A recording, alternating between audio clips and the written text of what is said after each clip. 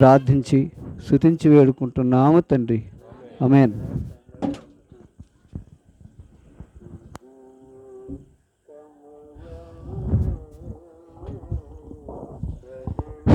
ప్రియమైన వాళ్ళారా, సంఘస్థులకు నా హృదయపూర్వకంగా మీకు వందనాలు చెల్లిస్తున్నాను. ఎందుకంటే నా యొక్క యాత్రా జీవితంలో దేవుని సన్నిధానాన్ని కలిగి ఉండి దేవుని సన్నిధానంలో జీవిస్తున్నప్పుడు కొన్ని పరిస్థితులు నేను ఇప్పుడు ప్రభు సన్నిధిలో వస్తున్నాను, ప్రభు సన్నిధిలో కనబడుతున్నాను, కానీ కొన్ని పరిస్థితులు ప్రభు సన్నిధానంలో దేవుని యొక్క మర్మాన్ని, దేవుని యొక్క సంకల్పాన్ని తెలుసుకోలేక నేను కొన్ని విషయాల్లో శారీరకంగా కొన్ని విషయాల్లో తలంచుకుంటూ జీవిస్తూ వచ్చా.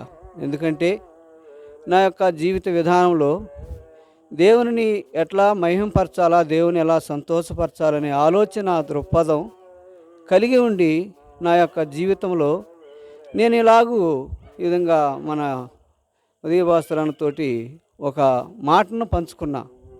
ఎప్పుడంటే మా సంధ్యారాణి తను గర్భిణీగా ఉన్నప్పుడు నేను అంటే దేవుని సన్నిధానానికి వెరిగి ఉన్నా కూడా, దేవుని సన్నిధానంలో తెలుసుకున్నా కూడా, ఈ విధంగా నేను ఎలాంటి ఆలోచన కలిగి ఉన్నా అంటే ప్రతి విషయంలో దేవునికి కృతజ్ఞతాస్తుతులు చెల్లించుడి అనే భావనతో నేను ఆలోచించి ఈ విధంగా అన్నకు నేను ఫోన్ చేశా. ఈ విధంగా అన్న, మరి ఇట్లా కూడికి పెట్టుకోవాలా, ఇట్లా సమయం కలిగి ఉండాలంటే ఇంకా నీవు నీ యొక్క ఆలోచన దేవుని యొక్క మర్మాన్ని, దేవుని యొక్క సంకల్పాన్ని, దేవుని సత్యాన్ని ఇంకా నువ్వు ఎరగట్లేదా అన్నాడు. ఏంటన్నా అన్న. అవును, ఎంతకాలం నువ్వు దేవునిలో ప్రభువులో ఎరిగి ఇంకా దేవుని సంకల్పాన్ని ఎరగట్లేదా అన్నాడు. అవును అని ఆయన మాట్లాడినప్పుడు నేను దాన్ని ఏమాత్రం వ్యతిరేకించలేదు. సరేనన్నా అని ఫోన్లో మాట్లాడి, ఎక్కడ అయినప్పుడు వాళ్ళ అమ్మ దగ్గర ఉన్నాడు. నేను ఫోన్లో మాట్లాడినప్పుడు సరేనన్నా అన్న. తర్వాత కొన్ని వారాలు ఆ యొక్క మాటను గురించి దేవుని వాక్యంలో హెచ్చరిస్తూ వచ్చాడు. ఆ యొక్క హెచ్చరికలు, ఆ యొక్క మాటలు నన్ను పురుకొల్పుతూ వచ్చినాయి. కానీ ప్రభువా, అంటే నేను దేవుని వాక్యాన్ని ఏం ఆధారం చేసుకున్నా అంటే ప్రతి విషయంలో దేవునికి కృతజ్ఞతాస్తుతులు చెల్లించుడి అనే మాటను నా విషయంలో ఆధారం చేసుకుని ఉన్నప్పుడు, తర్వాత దైవదాసులు మాట్లాడినప్పుడు, నిజమైన ప్రభువా, కొన్ని విషయాల్లో నిన్ను అనుమతించాలా, కొన్ని విషయాల్లో నిన్ను మహింపరచాలా, ఏది అనుమతించాలో ఏది అనుమతించకూడదో అనేది నేను తిరిగి నా యొక్క మనసును తిప్పుకొని ప్రార్థన చేసుకుంటూ వచ్చా. ఈ విధంగా ప్రార్థన చేసుకుంటూ వస్తూ ఉన్నప్పుడు యొక్క ప్రార్థనలో దేవుని తన కృపను బట్టి కుటుంబ పక్షాన ఈ విధంగా తన యొక్క చిన్న కుమారుడు, తన చిన్న కోడలు, తన యొక్క జీవితంలో దేవుడు తన గర్భఫలాన్నిచ్చి మంచి కుమారుని అనుగ్రహించాడు. కానీ ఆ కుమారుడు పరిస్థితి ఆ యొక్క హాస్పిటల్లో చేరినప్పుడు పరిస్థితి చాలా భయంకరంగా ఉన్నది. ఎందుకంటే ఆ యొక్క చిన్న బిడ్డ చూస్తుంటే దేనికి కూడా పనికిరానట్టుగా ఉన్నాడు. ఈ యొక్క బిడ్డ వాస్తవంగా మానవ రూపంతో జన్మించాడు, కానీ తన యొక్క రూపం అనేది వాస్తవంగా లేదు. అంత భయంకరమైన పరిస్థితిలో ఉన్నాడు. కానీ దేవుడు కనికరిస్తాడులే, దేవుని కృప చూపుతాడని ప్రార్థన చేసుకుంటూ నేను కొనసాగుతూ వచ్చినప్పుడు దేవుని వాక్యం నాతో ఈ విధంగా మాట్లాడుతూ వచ్చింది. ఈ విధంగా మాట్లాడుతున్నప్పుడు సామెతలు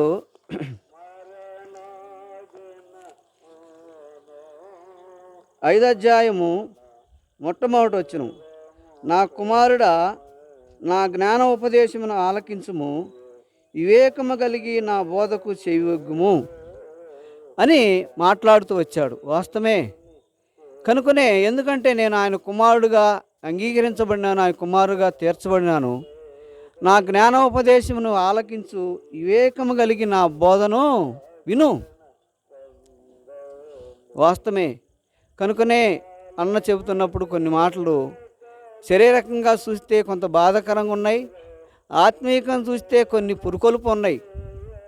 కానీ అయినప్పుడు కూడా నేను ప్రార్థన చేసుకుంటూ నా మనసును దేవుని వైపు తిప్పుకున్నప్పుడు ఈ వాక్యంతో దేవుడు నాతో మాట్లాడాడు.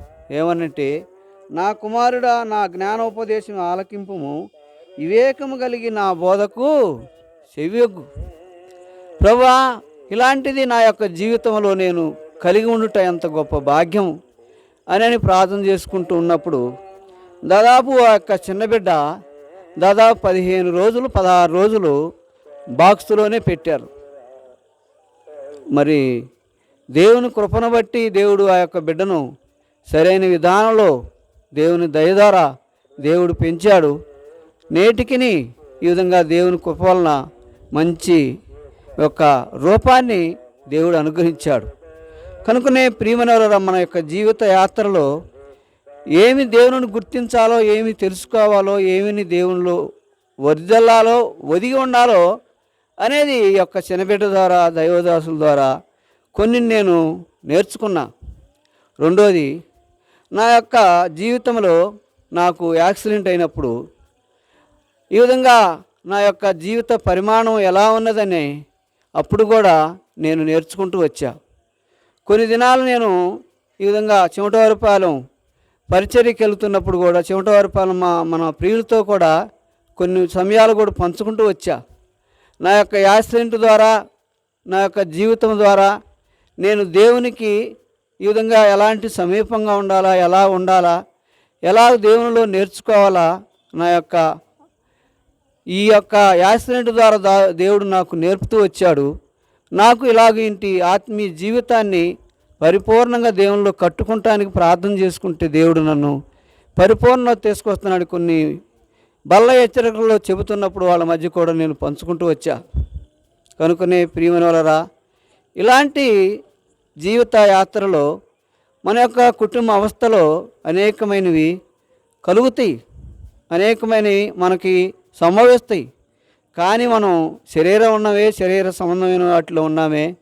శరీరం కొంత బలహీనమైన వాటి కొరకు ఈ విధంగా వాటిని దారి తీస్తుంది. కానీ బలమైన దేవుని యొక్క సన్నిధిని, దేవుని యొక్క కార్యాల కొరకు ఏమాత్రం కొన్ని విషయాల్లో శరీరం ఈ విధంగా పనిచేస్తూ ఉంటుంది. అయినప్పుడు కూడా దేవుని కృపను బట్టి ఈ యొక్క దేవుని సన్నిధిని, దేవుని యొక్క సాన్నిధ్యాన్ని కలిగి ఉండటానికి దేవుడు తన కృపను అనుగ్రహించాడు. కనుకనే మా యొక్క చిన్న కుమారుడు ఈ విధంగా ప్రార్థన పెట్టుకుందా నాన్న, చిన్న బిడ్డకు ఇలాగూ పేరు పెట్టుకొని అన్నప్రసన్నం చేసుకుందాం అన్నాడు. మంచిదే, అన్నప్రసన్నం చేసుకోవటం, ప్రార్థన పెట్టుకోవటం మంచిదేనయ్యా, కాదంటల్లా. కానీ నేను ఒక్క మాట, ఆయనతో ఒక మాట మాత్రం చెలవిచ్చా. ఏమనంటే, నీవు 50,000 ఖర్చు పెట్టు, ₹1,00,000 ఖర్చు పెట్టు, నువ్వెన్ని ఖర్చు పెట్టినా కూడా దేవుడు సంతోషించడు. కానీ నీ మనస్సు దేవునికి ఇవ్వు.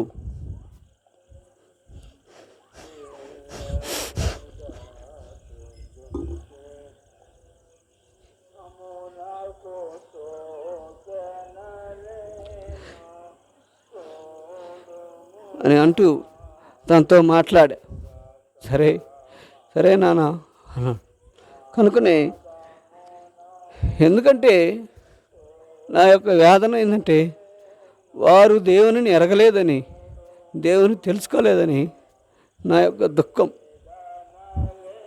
ఇలాంటి కోడికలు పెట్టుకోవటం దేవుని సన్నిధానంలో దేవుని కృతజ్ఞత చెల్లించటం మంచిదే. కానీ దేవుని సన్నిధిని కలిగి ఉండి, దేవుని ఆశ్రయించి, దేవుని సన్నిధానంలో మనం దేవుణ్ణి మహిమపరచాలంటే మన యొక్క జీవితంలో ముందు మనం మన మనసును దేవునికి అప్పగించాల. అప్పుడు దేవుడు మనం ఏది చేసినా, ఏది చేయపోయినా దేవుడు మన ద్వారా సంతోషిస్తాడు. మనం ఎక్కడికి అడుగు పెట్టినా, ఎక్కడ మనం పని చేస్తున్నా, ఎక్కడ మనం ఉద్యోగం చేస్తున్నా దేవుడు మనకు తోడుగా ఉంటాడయ్యా. దేవుడు సన్నిధి ఎప్పుడు మనం కలిగి ఉంటామో అప్పుడు దేవుడు మనకు తోడుగా ఉంటాడు. మనం చేసిన దేవుడు సంతోషిస్తాడయ్యా అన్న. సరే నాన్న అన్నాడు. కనుకనే ఈ మాట కూడా ఈ విధంగా నా యొక్క జీవితంలో కలిగి ఉండి ఇలాగూ ఈ యొక్క కుడి కొరకు ఇలాంటి సమయం దేవుడు ఇచ్చాడు. ఉదయకాలం ఎంతో గొప్ప వర్షం కురిసింది. అసలు ఆ వర్షాన్ని చూస్తే మనసు చాలా బాధేసింది. కానీ అయినప్పుడు కూడా దైవదాసులకి ఎద్దకు వెళ్ళాను.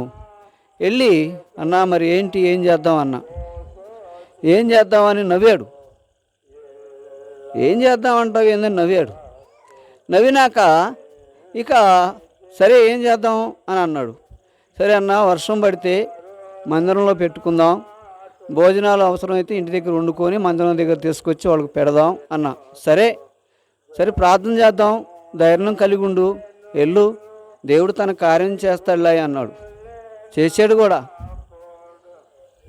ఉదయకాలం ఉన్నటి పరిస్థితులు ఈ యొక్క సమయంలో దేవుని సన్నిధానంలో మనం కలిగి ఉండటానికి దేవుడు తన గొప్ప కార్యాన్ని చేశాడు. కనుకనే ప్రియమైనవారా, దేవుని సంకల్పాలు మనం వాస్తవంగా మనం శరీరాన్ని కప్పుకొని ఉన్నాం కనుకనే దేవుని సంకల్పాలు మన జీవితంలో మనం ఎదురు చూడటానికి ప్రయత్నం చేయం. నా మట్టుకు నేను ఇలాంటి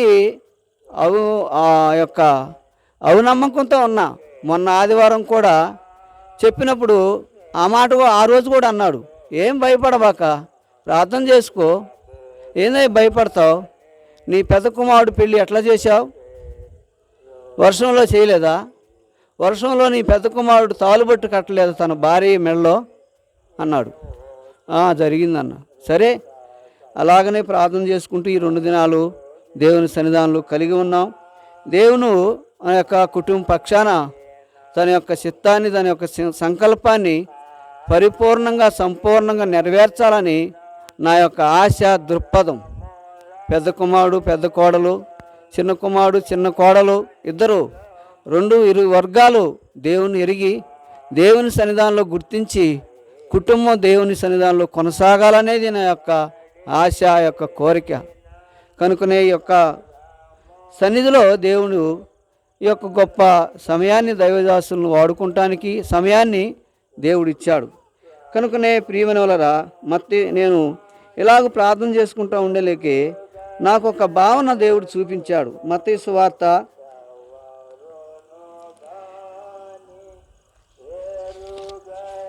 25వ అధ్యాయము 14వ వచనం. వాళ్ళు తీసిన వాళ్ళు చదవండి. మత్తయి సువార్త 25వ అధ్యాయము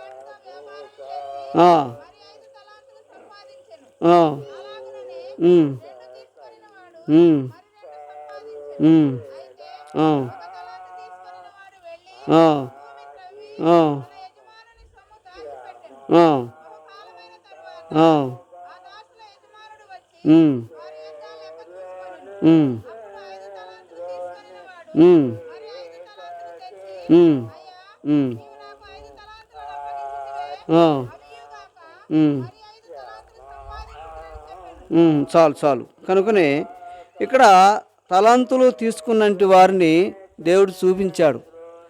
ప్రభువా, మరి నా యొక్క కుటుంబంలో దేవుని సన్నిధాన్ని కలిగి ఉంటున్నాం.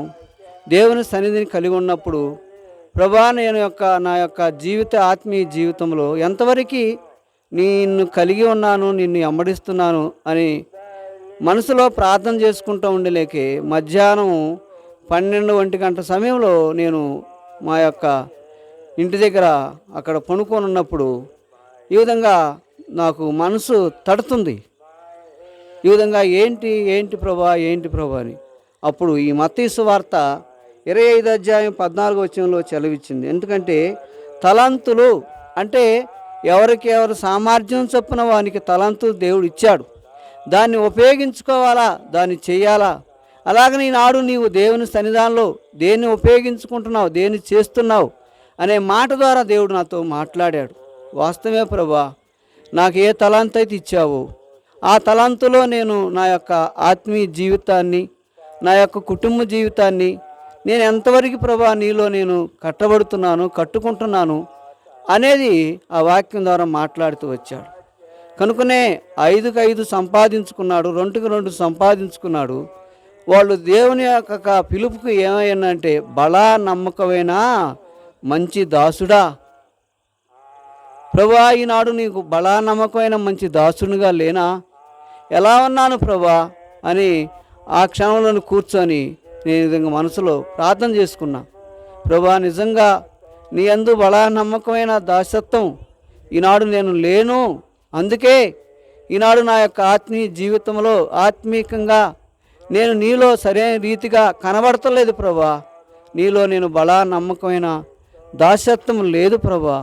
నాకు ఏ తలాంతి ఇచ్చావో దానిని సంపాదించుకోలేకపోతున్నా, దానిని అమ్మడించలేకపోతున్నానని క్షమాపణ కోరుకొని ఈ విధంగా మరలా బైబిల్ చదువుకొని ఈ విధంగా నేను కలిగి ఉన్నా. కనుకనే ప్రియమైనోళ్ళరా, ఈనాడు మన యొక్క యాత్రా జీవితంలో అనేక సమయాల్లో అనేక పరిస్థితులు దేవుడు మనతో అనేక సమయాల్లో తన వాక్యం ద్వారా, దైవదాసుల ద్వారా ఆయా సమయాల్లో మన యొక్క ఆలోచనల ద్వారా మాట్లాడుతూ ఉంటాడు. కానీ అది మనం గ్రహింపు అనేది తెలుసుకోవాలా. ఏంటి ప్రభా అని నేను ఈ వాక్యాన్ని దేవుడు నాకు చూపించాడు. కనుకనే మనకిచ్చినటువంటి తలాంతుల్లో, మనకిచ్చినటువంటి సామర్థ్యతలో దేవునిలో మనల్ని ఎలాగూ ఒదిగి ఉండాలా, ఎలాగూ నేర్చుకోవాలా, ఎలాగూ కలిగి ఉండాలా, ఎలాగూ జీవించాలనే దృక్పథం ఈ కూడిక ద్వారా నాతో మాట్లాడాడు. మంచిదే. కనుకనే ప్రియమైనోరా, నేను దేవునిలో ఎలాగూ ఇలాంటి మంచి బలా నమ్మకమైన మంచి దాసుడుగా రానైన దినాల్లో నా యొక్క ఆత్మీయ జీవితంలో, సంఘములో, నా యొక్క పనిలో, పరిచర్యలో, దేవుని సన్నిధానంలో బలా నమ్మకమైన వాడినిగా, పనిచేసేవాడినిగా, ఆయనకి ఇచ్చినట్టు తలాంతులను సంపాదించుకునేవాడుగా రానైన దినాల్లో కలిగి ఉండటానికి దేవుని సన్నిధానంలో ప్రార్థన చేసుకుంటూ వస్తున్నా. కనుక నా కొరకు కూడా ఇలాంటి దేవుడు నాకు అనుగ్రహించినట్లు సంఘముగా మేము మిమ్మల్ని కోరుకుంటున్నాను. కనుకనే ప్రియమైనోరా, ఇట్టి సమయం ఈ యొక్క రాత్రి సమయంలో దేవుడు నాకు అనుగ్రహించాడు. కనుకనే చివరిగా ఈ విధంగా కీర్తన గ్రంథం 128 అధ్యాయము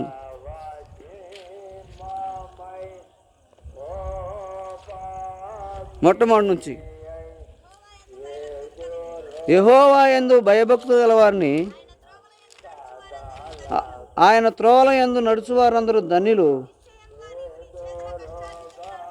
నిశ్చయముగా నీ చేతులు కష్టాజీతమును నీవు అనుభవించదు. చాలు. కనుకనే ప్రియమైన వలరా, కనుకనే ఈనాడు మన యొక్క జీవితంలో దేవుడు ఈ విధంగా మనల్ని ఆశీర్వదించాలంటే, మనల్ని తన యొక్క ఆశీర్వాదానికి పాత్రలు కావాలంటే మనం ఎలా ఉన్నామంటే, యెహోవా యందు భయభక్తులు కలిగి ఆయన త్రోవలను నడుచువారు ధన్యులు, నిశ్చయముగా నీ కష్టార్జితం నీవు అనుభవించదవు. వాస్తవమే. ఈనాడు ప్రియమైన వలరా, ఆయన యందు మనం ఏమి కలిగి ఉండాలంటే భయము, భక్తి కలిగి ఉండాలి. కనుక ఇలాంటి భయభక్తులు కలిగి జీవించినప్పుడు ఇక్కడ ఈ విధంగా 6వ వచనం చదవమ్మా. నీ పిల్లలను నువ్వు చూచెదవు, ఇశ్రాయేలు మీద సమాధానము కలుగునుగాక. చాలు. కనుకనే నీ పిల్లలను చూచెదవంటే ఈనాడు మన యొక్క జీవితంలో దేవుని సన్నిధానంలో, దేవుని ఇంటిలో సరైన విధానంలో నేను దేవుని సన్నిధానంలో వర్ధిల్లుతూ పెంపారుతున్నప్పుడు మన పిల్లలను మనం ఏం చేస్తాం? చూస్తాం. కనుకనే ఇలాంటి దేవుని సన్నిధానంలో దేవుడు కృపను బట్టి ఇలాంటి ఒక చిన్న బిడ్డను ఇవ్వటం ద్వారా ఈ కూడికను కలిగి ఉండటానికి దేవుని యొక్క గొప్ప సంకల్పం, దేవుని యొక్క ఉద్దేశమైనది. కనుకనే ప్రియమైనవారా, ఇలాంటి దేవుని సన్నిధానంలో ఇలాంటి వర్ధిల్లేది ఈ విధంగా మనం ఎలా ఉన్నామంటే యెహోవా యందు భయభక్తులు కలిగి ఉండాలి. అప్పుడు మనం భయం కలిగి ఉన్నప్పుడు, భయభక్తులు కలిగి ఉన్నప్పుడు మనం వర్ధిల్లుతాం అని మాట్లాడుతూ వచ్చాడు. అలాగనే మనం కూడా యాత్రా జీవితంలో వర్ధిల్లేదాని కొరకు దేవుని యందు భయభక్తులు కలిగి ఉండాలని దేవుడు నాకు నేర్పిస్తూ, నాకు ఈ వాక్యాన్ని చూపిస్తూ, నా యొక్క జీవితాన్ని ఇలాంటి సమయాన్ని దేవుడు నాకు అనుగ్రహించాడు. కనుకనే నా యొక్క ఆత్మీయ జీవితంలో దేవుళ్ళు కట్టబడేదాని కొరకు, కుటుంబం సంపూర్ణమైన రక్షణ పొందేదాని కొరకు, కనుక ఇలాంటి జీవితాన్ని దేవుని రానైన భవిష్యత్తులో దేవుని సన్నిధాన్ని కలిగి ఉండే కొరకు, నా కొరకు, నా కుటుంబం కొరకు మీరు దయచేసి మీరు ప్రార్థించవలసిందిగా ప్రభు నాను మీకు మనం చేస్తున్నాం. ఈ కొద్ది సాక్ష్యము ప్రభు దీవించునుగాక. ప్రార్థన చేద్దాం.